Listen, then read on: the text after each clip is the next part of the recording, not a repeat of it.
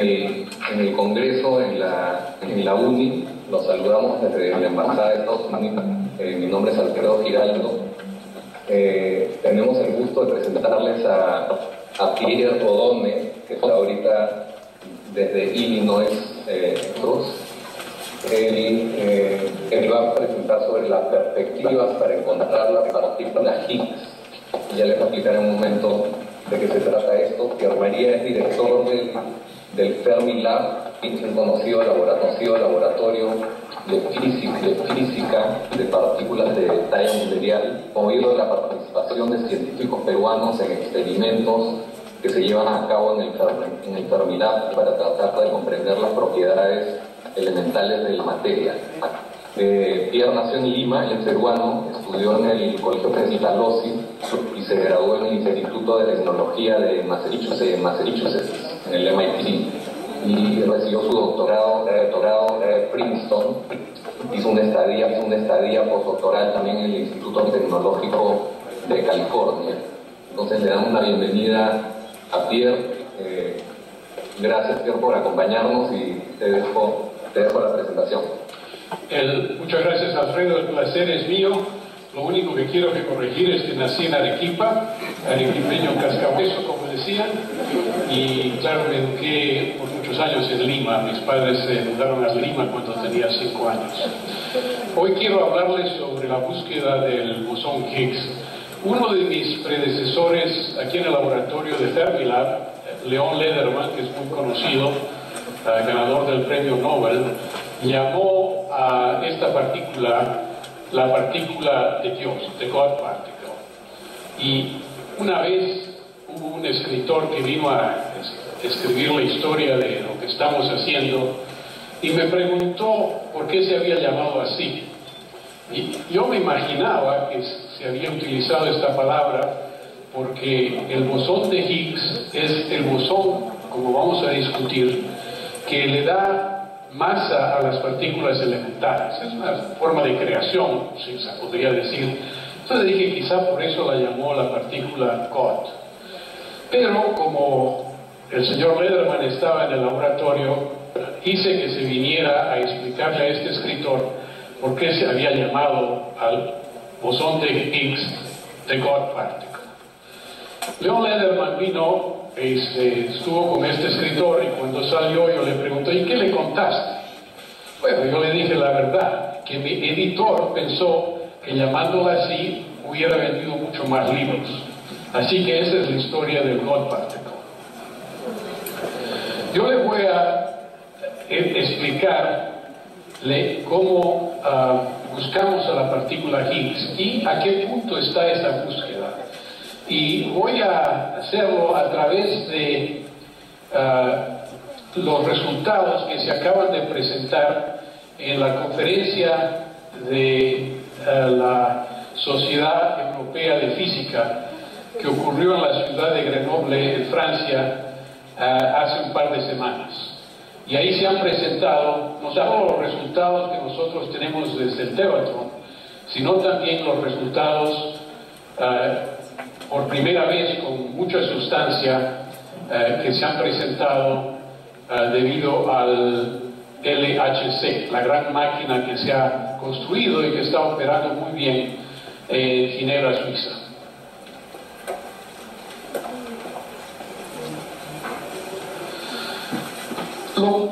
La forma en que voy a darles esta charla, primero les tengo que, porque muchos de ustedes probablemente no están familiarizados con la física de partículas, de darle una pequeña introducción de qué cosas sirven y de qué cosas se hace con la física de partículas. Luego nos vamos al bosón de Higgs y ahí voy a explicarles primero de todo cómo lo hacemos, cómo se produce un bosón de Higgs. Luego, una vez que lo hemos hecho, qué cosa es lo que le ocurre al bosón de Higgs, qué es lo que hace. Y después, una vez que hace lo que ha tenido que hacer, ¿cómo es que lo vemos? ¿Cómo es que lo detectamos? Con esa introducción ya podemos entonces conversar sobre los resultados recientes que han ocurrido en esta conferencia. Y finalmente terminaré mi charla para diciéndoles qué pasa si no hay un Higgs. Nuestro campo ha reducido lo que conocemos de todos los fenómenos que ocurren en el mundo a una teoría que la llamamos la teoría estándar o el modelo estándar, que reduce todo a un número de partículas muy limitadas y a un número de fuerzas también bien limitadas. Las fuerzas son llevadas por bosones. El fotón, que lo conocen porque es la fuerza electromagnética, los bosones Z y W, que son los que llevan la fuerza débil que es responsable por la desintegración radiactiva, y el gluón, que es el responsable por las fuerzas que mantienen el núcleo completamente entero, los protones, los neutrones y en general partículas hechas de los quarks. Esas son las cuatro fuerzas. Después hay una fuerza más que es la fuerza de la gravedad, y esa por el momento la voy a dejar aparte. Muchas cosas ocurren cuando uno trata de unificar la fuerza de la gravedad con esas cuatro fuerzas que rigen entre las partículas. Estas partículas que representan las fuerzas tienen ciertas propiedades especiales, y una de las propiedades es que el spin es integral. Después tenemos las partículas de materia que se ven en la pantalla a la izquierda, que son los quarks y los leptones. Los quarks tienen todas las fuerzas, mientras que los leptones solo tienen la fuerza débil, o si están cargados, como el electrón, el muón y el taón, llevan una carga eléctrica y también sufren de la fuerza electromagnética. En columnas verticales se puede decir que hay tres familias de partículas. De los quarks, el up and down, el QND, el electrón que pertenece a los electrones, y seguidamente las otras familias con el charm and strange quark y el top y bottom quark. Todos los experimentos que hemos hecho, estas cuatro fuerzas y de estas 6 quarks y 6 leptones, que todos los experimentos, todo lo que se ve, lo hemos podido reducir a esta teoría muy compacta, muy elegante, y que ha sido el resultado de muchísimos experimentos y de un esfuerzo intelectual muy dramático. Al mismo que todo está construido de esta forma, también sabemos que es incompleta. ¿Y por qué es incompleta? Hay muchas cosas, conforme hemos ganado conocimiento de la fuerza de la naturaleza, de las partículas, también nos hemos dado cuenta cuán ignorantes somos en ciertos aspectos que son verdaderamente muy profundos y que estamos tratando de resolver.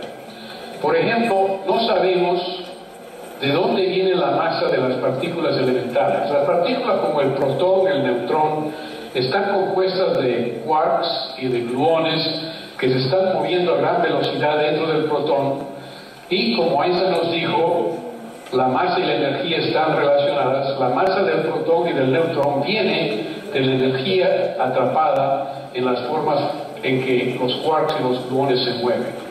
Pero si una partícula no tiene estructura interna, como las partículas elementales que les he introducido en el slide anterior, ¿cómo es que viene la masa? Y eso es uno de los puntos fundamentales del cual vamos a hablar. Pero hay muchas otras cosas que no entendíamos bien. Por ejemplo, cuando tratamos de unir la gravedad a otras fuerzas, encontramos que necesitamos dimensiones adicionales. Solo sería dimensiones de espacio y una de tiempo, o de 11 dimensiones. Tampoco sabemos por qué hay 3 clases de partículas, por qué estas familias, esta columna que les enseñé en el slide anterior, solo son 3. Podemos medir esos experimentos en el cual medimos el número de neutrinos y solo vemos que hay 3 neutrinos normales de baja masa, lo cual nos dice que debe haber solo 3 familias y no más. ¿Por qué hay 3? ¿Por qué no 2? ¿Por qué no 4? Eso no lo entendemos bien. No sabemos tampoco, por ejemplo, por qué el mundo está compuesto de materia y no de formas iguales de materia y antimateria. No importa dónde vemos las más distantes galaxias, todo está hecho de antimateria. Tampoco sabemos lo que está ocurriendo con los neutrinos. Son unas partículas que sabemos que tienen masa, pero es pequeñísima comparada aún con la masa que es la otra partícula muy ligera, el electrón, y los neutrinos se diferencian por un factor de 1.000.000 en la masa que tienen, y del electrón hasta el top quark hay otro factor de crecimiento enorme, y los neutrinos verdaderamente no se entienden por qué tienen una masa tan ligera comparada con todas las otras partículas. Tampoco sabemos si de esos neutrinos tienen partes. Solo hay una clase de neutrinos que tienen ciertas propiedades de spin y de paridad, y los pares no se encuentran, y se presume que tienen una masa muy elevada. Tampoco sabemos si hemos encontrado todas las simetrías. En particular, hay una simetría que se llama supersymmetry, que es muy elegante y que les daría mucho fastidio a los físicos si la naturaleza no lo utilizara, porque asocia con cada partícula que se llaman fermiones un bosón, y con los bosones un fermión, de tal modo que hay una simetría mucho más profunda en todas las teorías y ayuda a la unificación de las fuerzas de partículas con la gravedad. Tampoco sabemos si estas fuerzas se unen todas a cierta altura, de modo que uno tendría un panorama unificado de todas las fuerzas que rigen a la naturaleza. También se ha descubierto que la materia que vimos nosotros en el universo es pequeñísima, es menos del 5%, mientras 5 veces más abundante es materia que solo la vemos a través de sus efectos gravitacionales, y como no entendemos nada de ella, se llama dark matter, pero no sabemos esta materia oscura de qué se trata. Y lo mismo con la energía oscura, que es el componente más elevado del universo. El 70% es energía oscura, y la llamamos oscura porque de nuevo no entendemos de qué se trata. Lo que vamos a hablar hoy día es sobre de dónde viene la masa, y respecto a eso, la teoría más favorita es la teoría en la cual existiera el bosón de Higgs.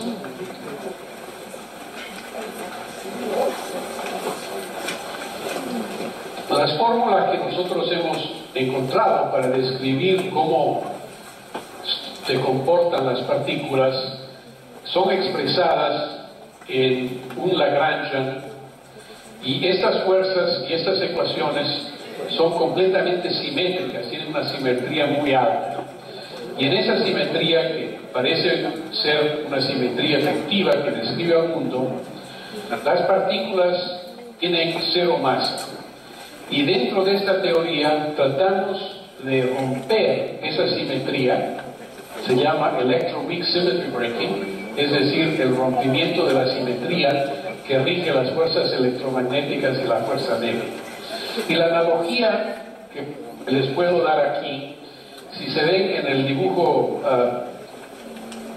que está arriba de la transparencia, se ve una situación completamente simétrica, como un trompo sobre digamos, un sombrero mexicano, y es una situación completamente estable. Eso, cualquier pequeña perturbación hace que ese trompo se vaya dentro del valle que circunda la cima de ese sombrero, y a cierto punto ese trompo viene a restar, viene a quedarse parado en un lugar solamente, y en ese momento la simetría ha sido rota, porque ahora hay una distinción en la dirección del espacio. Entonces uno puede comenzar con ecuaciones que son completamente simétricas e introducir ciertas interacciones que rompen la simetría, la esconden y producen un mundo donde no hay simetría. No hay simetría porque las diferentes partículas tienen diferentes masas y adquieren a través de este mecanismo de Higgs las masas correspondientes de los bosones, que son muy altas, pero también de los férmions. ¿Cómo es que producimos la partícula Higgs? Una forma de ver esto es en colisiones entre electrones y su partícula de antimateria, los positrones. Ha habido muchas máquinas hechas así precisamente en búsqueda del bosón de Higgs. La ventaja de estas máquinas es la simplicidad, porque los electrones y los positrones son partículas elementares, no tienen estructura interna, y cuando colisionan producen un estado virtual donde todos los números cuánticos del electrón y del positrón se aniquilan, y después de esa aniquilación se produce tanto, por ejemplo, el bosón asociado con el bosón. Si la energía en la colisión que suman los electrones y los positrones excede a la masa, la suma de masas del bosón de C y del bosón de Higgs, entonces en esas colisiones se podría producir el bosón Higgs. Hubo una máquina en Europa que se llamó el Large Electron Positron Collider, o LEP, que tuvo una energía total de 200 gigaelectronvolts y estableció que no hubo un bosón de Higgs hasta una masa de 115 gigaelectronvoltios. Este era un Electron Positron Collider, como les enseñé en el dibujo anterior, y es uno de los problemas que tenemos en la física, que es muy difícil acelerar electrones y positrones a alta energía, porque no lo podemos poner en un círculo, tenemos que colisionarlo después de cierta energía por encima de los 200 gigaelectronvolts en una forma diferente. Así que hasta ahí nomás se llegó a esperar si había Higgs con una máquina relativamente sencilla que colisionaba los electrones con su partícula de antimateria. Después, la búsqueda por el Higgs se movió hacia el tevatron, donde ahí tenemos 2000 gigaelectronvolts, 10 veces más energía, y podemos explorar las masas del bosón Higgs por arriba hasta unos 200 gigaelectronvolts, más o menos. Y ahora les voy a explicar por qué una máquina de 2000 solo llega a 200 en explorar la masa de Higgs. El tevatron se va a cerrar este año y ya ha comenzado a funcionar la máquina muy grande en Ginebra y está funcionando con 7000 gigaelectronvoltios y puede explorar a masas de más o menos 600 o 700 gigaelectronvoltios. Entonces se dan cuenta que mientras las colisiones de electrones contra positrones pueden establecer o demostrar que no existe el bosón de Higgs, hasta casi más de la mitad de la energía de la máquina, cuando colisionamos protones contra antiprotones como en el tevatron, o protones contra protones como se hace en el Large Hadron Collider, el alcance en masa es solamente el 10% de la energía total de los protones. Y la razón por qué esto ocurre es que los protones o los antiprotones, en el caso del tevatron colisionamos protones con antiprotones, en el caso del LHC se colisionan protones contra protones, es que el protón es muy complicado. Tiene varias partículas internas, comienza con 3 quarks, pero los quarks están conectados por gluones, de vez en cuando aparecen pares de quarks adicionales, y en total viene a tener efectivamente más de 10 partículas internas. Entonces lo que buscamos nosotros en la colisión es que una partícula elemental dentro del protón colisione con una partícula elemental dentro del antiprotón de la otra partícula con gran violencia, de tal modo que mucha energía vaya a esa colisión y pueda producir el bosón de Higgs, y el bosón de Higgs tiene una masa muy elevada. La forma en que detectamos que ha ocurrido una colisión de esos componentes elementales dentro del protón es que vemos mucha energía que sale disparada transversalmente a la dirección de la colisión. Entonces, ¿cómo es que hacemos el Higgs? Hacemos una colisión y, por ejemplo, en esa colisión, si colisionamos un quark contra un antiquark, el quark dentro del protón, el antiquark dentro del antiprotón, entonces muy similar al gráfico que les he enseñado, en el cual el electrón y el antielectrón o el positrón se aniquilan y producen un bosón Z y un Higgs boson. Por otro lado, si por ejemplo en vez de colisionar, les he dicho que hay muchas partículas dentro del protón, si en vez colisionamos un gluón con otra gluón, ahí puede producir directamente, sin ir a través de este estado intermedio, puede producir directamente la partícula de Higgs. Aquí es un gráfico donde en la parte izquierda se ven los diagramas de Feynman diciendo los varios métodos de producción, y en el gráfico a la derecha se ve cuán frecuentemente esas colisiones producen un bosón de Higgs si es que existe a la masa que se despliega en la parte baja del gráfico. Y puede ver que las colisiones están dominadas, aún en el tevatron, es decir, la producción dominada por las colisiones de gluones, y después vienen las colisiones de quarks y antiquarks que producen un bosón Z, W o Z asociado con el bosón de Higgs.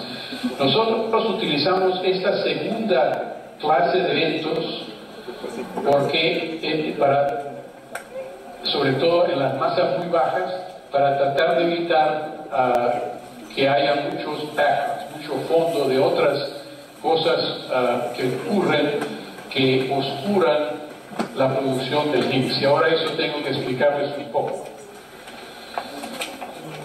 Para hacer estas partículas de gran colisión, entonces utilizamos máquinas como el tevatron. Aquí ven el tevatron, es el círculo que se ve atrás, hay un círculo en la parte anterior y uno en la parte posterior. El tevatron es en la parte posterior, tiene una circunferencia de 6 kilómetros y fue la primera máquina hecha en gran escala utilizando imanes superconductores. Ya ha tenido una vida legendaria que está precisamente por terminar. Estableció la tecnología de la cual se han hecho muchos otros aceleradores, incluso el LHC, muchas formas de tecnología para detectar las partículas. Hizo muchos descubrimientos, incluyendo el top quark y muchas otras cosas, y también ha delimitado a dónde puede existir el bosón de Higgs. Y aún hoy día, después de 20 años de producción, todavía está batiendo récords cada año, y hemos batido varios récords este año. Pero como el LHC tiene muchísima más energía, la búsqueda ahora va a retornar al LHC, excepto por ciertas zonas en las cuales, como les voy a explicar más tarde, el tevatron todavía tiene mucho por decir. Una vez que hemos producido un Higgs, por virtud de haber tenido una energía muy elevada en la colisión, el Higgs instantáneamente se desintegra, sea en otros bosones, como dos mesones W, dos mesones Z, dos gluones o dos fotones, o leptones o quarks, y prefiere ir mucho más probable, si tiene energía suficiente, es decir, si es bastante masivo, a las partículas que tienen la más alta masa. Como es la partícula que le da masa a las otras partículas, prefiere desintegrarse en partículas masivas. Por ejemplo, si el bosón de Higgs no tiene masa suficiente para producir dos bosones o dos top quarks, entonces solo puede desintegrarse entre los más pesados siguientes al top quark o a los mesones W o mesones Z, y eso serían los quarks de B, o sea, una partícula B o la antipartícula B. Esas partículas que son quarks no se producen en el laboratorio, y esa es una de las frustraciones de los físicos, que sabemos que hay quarks dentro de los protones, dentro de otras partículas, pero no las podemos separar. El momento que introducimos una cuenta donde se producen partículas, conforme se separan en este dibujo la quark B y la anti-B, se producen jets, flujos de partículas normales, es decir, nunca quiere ir un quark sin compañía. Del vacío hacen surgir otras partículas y se combinan para producir las partículas que nosotros conocemos, los protones, los neutrones, los kaones, los piones, en fin, todos esos que son las partículas naturales. Y vemos nosotros, en este caso, veríamos nosotros, en este caso de un Higgs de masa relativamente ligera, veríamos nosotros jets de partículas representantes a los quarks iniciales que se han producido, y si reconstruimos la masa de esos jets de partículas, encontraríamos la masa de los quarks de Beauty o B-quarks. Por otro lado, si tenemos suerte y la masa del bosón Higgs es muy elevada, entonces puede decaer directamente, por ejemplo, en dos mesones Z, que tienen una masa de más o menos 90 gigaelectronvolts, y esos a cierta frecuencia pueden desintegrarse entre electrones o muones que son cargados y para los cuales podemos medir precisamente toda la energía, y de esa forma uno puede encontrar el Higgs con una resolución muy buena. Por otro lado, más abundante es que el Higgs se desintegre entre dos bosones W, y estos bosones al decaer producen neutrinos, y los neutrinos nunca los podemos detectar, de tal modo que cuando tratamos de reconstruir lo que ha pasado, no tenemos toda la información, y la resolución con la cual podemos ver la masa que corresponde al Higgs es relativamente pobre, si bien la frecuencia de producir estos mesones es en este caso más elevada. Entonces, lo que ocurre es que tenemos que buscar el bosón Higgs en formas muy diferentes dependiendo de cuánta energía hay, y la energía vendría en la desintegración del Higgs de la masa del bosón de Higgs. Entonces, por ejemplo, acá pueden ver en este gráfico, primero esa banda a la izquierda es donde hemos ya, por experimentos anteriores al Tevatron, es decir, de LED, donde hemos demostrado que no existe el Higgs. La banda rosada y azul es sujeta a estudios en el Tevatron, y en el LHC se puede llegar no solo a 200 como indica este gráfico, sino hasta 600 para estudiar en qué forma, es decir, para tratar de descubrir el bosón Higgs, y decae en formas diferentes. Pueden ver, por ejemplo, que al inicio de esa banda rosada, la forma en que decae es predominantemente entre un P y anti-B quark, y eso es lo que se puede ver muy bien en el Tevatron. Por otro lado, cuando se sube la masa, eventualmente pueden ver que todo está dominado por la desintegración entre dos mesones W y dos mesones Z, que son los modos más importantes para buscar el Higgs a elevadas masas. Ahora, una vez que producimos el Higgs, una vez que producimos esta colisión, ¿cómo es que la vemos? Porque estas partículas son infinitesimales y por supuesto nosotros no la vemos directamente. Alrededor de la colisión construimos detectores que están hechos como los niveles de una cebolla, es decir, hecho uno dentro del otro, de tal modo que las partículas que se producen, y hay muchísimas partículas que se producen en la colisión, en cualquiera de las colisiones, tratamos de identificar estas partículas en la forma en que afectan o se estrellan esos detectores. Por ejemplo, en el detector central azul se llama un detector de los vértices. ¿Por qué? Porque una de las formas en que identificamos que ha ocurrido una colisión que produce quarks B y anti-B es que los mesones neutrales que contienen un B y un anti-B viajan por cierto trecho y después se desintegran, de tal modo que no todas las partículas aparecen del mismo vértice.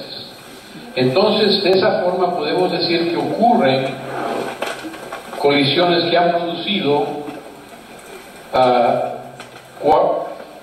B-quarks, y las cargadas, sean cualquier partícula como protones, electrones, etc., dejan su trazo a través del hecho que chocan contra los electrones de los átomos del detector e ionizan esta materia, y nosotros detectamos esa ionización. En el detector azul eso se hace a través de detectores muy densos hechos de silicón para poder de dónde vienen todas las órbitas de las partículas. Luego de eso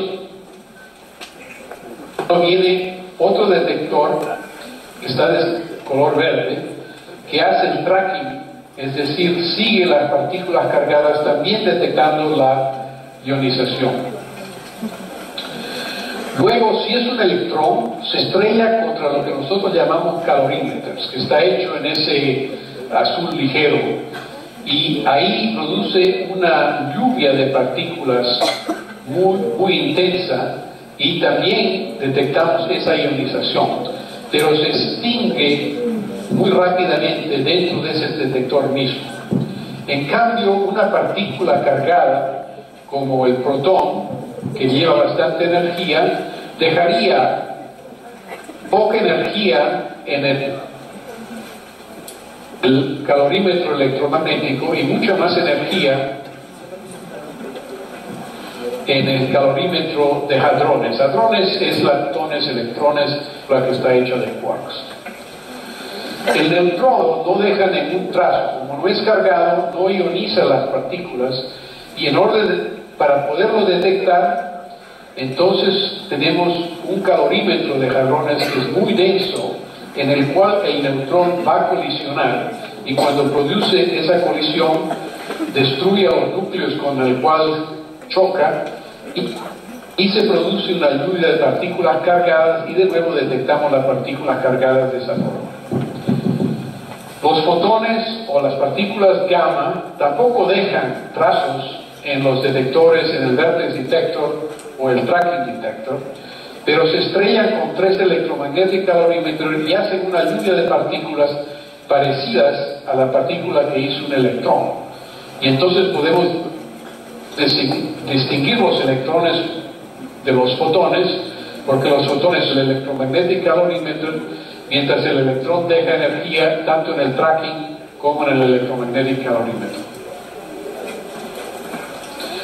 El muón, que es el lado del electrón, es una partícula que no hace lluvias de otras partículas, deja solo ionalización y atraviesa todo, de tal modo que el muón pasa a través de todo eso, dejando un trazo, y se ha atravesado todo sin dejar una lluvia en los calorímetros, decimos que es un muón. Y de esa forma esto les da una idea por qué son tan complicados los detectores que hacemos, porque tratamos de distinguir las diferentes partículas en una forma tal que podemos al final reconstruir de qué se trata una colisión. Y vamos a ver después algunas fotografías de estas colisiones.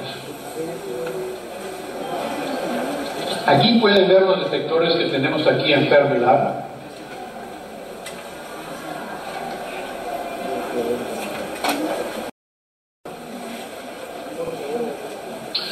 Pueden ver a personas trabajando niveles circulares que se construyen alrededor del punto donde las dos partículas, las que vienen en dos direcciones diferentes, atraviesan esos detectores y colisionan en el centro de los detectores, y después los productos, las otras partículas que salen, son detectados primero por detectores de vértex, que son los que ven adelante siendo introducidos en los detectores de tracking, y después los azules son los calorímetros. Señorita Mayra, no sé si... Estas colaboraciones son muy grandes. Aquí se ven tanto la colaboración de CDF y de T0, que son nuestros dos detectores, y cuántos países participan en este programa. Los detectores que se han construido para el LHC son aún mucho más grandes que los detectores que se han hecho para el Tevatron. Han crecido porque se necesita más materia, más lever up, porque las partículas, más energía de la energía que tenemos nosotros en el Tevatron. En el dibujo que existe a la izquierda, se dan cuenta de el tamaño de la escala de estos detectores. Fijándose bien, parecen haber un par de hormigas o algo en el piso de este detector, que soporta el detector, y esta es una persona de alta normal. Eso les da una idea de estos detectores, y pueden ver los niveles que circundan el lugar donde ocurren colisiones, y al final, como se trata de atrapar a todas las partículas, todo eso está cerrado axialmente por otros detectores que son como tapas a la longitud del detector.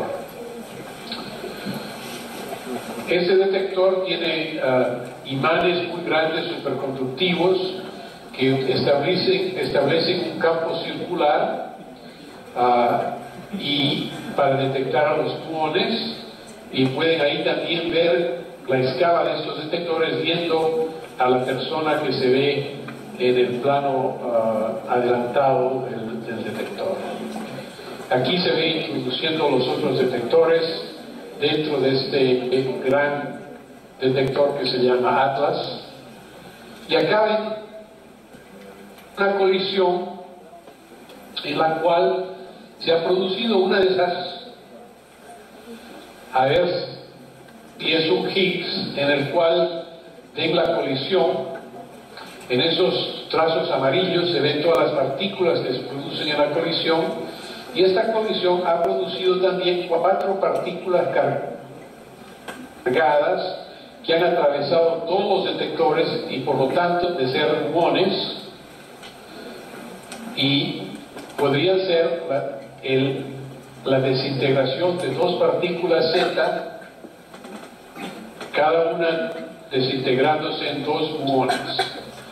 Después se ve que los productos de tanto el protón como en este caso son protones contra protones, en esos verdes se ve, digamos, los desperdicios, lo que ha quedado de los protones una vez que se han en realidad desintegrado, habiendo habido una colisión muy violenta de dos partículas, probablemente dos gluones, que han producido, podrían haber producido, si fuera un Higgs, y de ahí 4 gluones. Para poder ver si se tratase de un Higgs, habría que ver si cuando uno reconstruye la masa del bosón Higgs, sabiendo el momento y la energía de cada gluón, si fuera un Higgs nos daría siempre la misma masa decayendo en 4 gluones, y de esa forma podríamos decir, hay una partícula ahí de tal masa. Una de las cosas que no les dije, pero que deberían haber sido obvias, dado que los trazos de las partículas son curvas, es que todos estos detectores, sobre todo el tracking, están dentro de un gran imán que hace que estas partículas sigan una órbita curvada, y la curva nos dice cuánto momento tiene esa partícula. Este es el otro detector que existe en el LHC, donde nosotros estamos muy envueltos en eso desde Fermilab, y puede ver nuevamente cómo así es construido en estos cilindros con un gran magneto.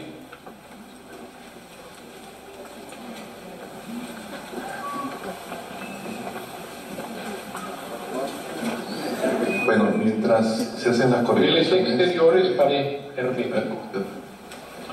Y acá ven algunas fotografías de la complejidad de estos detectores durante la construcción. Acá pueden ver otra vista de este CMS Detector, Compact Muon Spectrometer, y ahí también ven a ciertas personas delante de esas cámaras que constituyen lo que les he explicado, claro, en forma muy de gran granularidad, porque necesitamos, las partículas necesitamos distinguirlas unas de las otras, y eso quiere decir que hay muchísimos elementos en estos cilindros que tenemos de detección. Por ejemplo, en el Vertex Detector de Atlas hay casi 80 millones de detectores individuales en pequeños píxeles, cada uno leído independientemente. Otra de las cosas que tienen estos detectores, en la forma que los vemos, es que es un Enterprise que es global.